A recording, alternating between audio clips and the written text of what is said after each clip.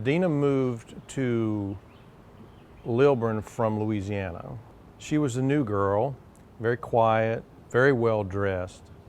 And I remember she would wear a skirt and a blouse to high school class sometimes because she had to work right after school. And boy, she was something.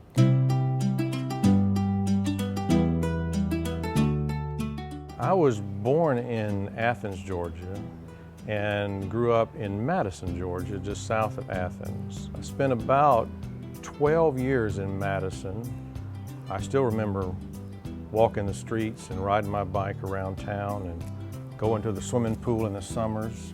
It was a fun little town to grow up in.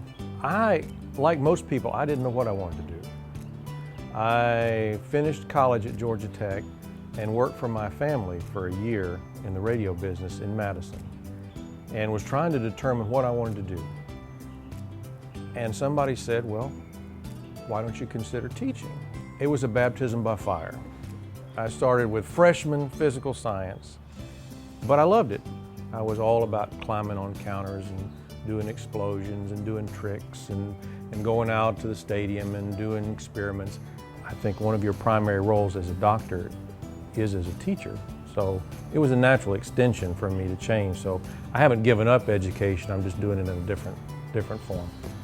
In my early 30s, I made the decision to make the change, and at 34 is when I went back to medical school. I also had a dream always of wanting to be in the military, so I combined the two and joined the Air Force shortly after I was accepted to medical school, and really haven't looked back. I never imagined that I was going to do obstetrics. I did have to give up half of the population as patients, but I think I got to keep the better half. I fell in love with delivering babies. I just fell in love with it. I'm a firm believer that if you enjoy what you're doing, then you become the best at it, and you can do it all the time, and it doesn't matter.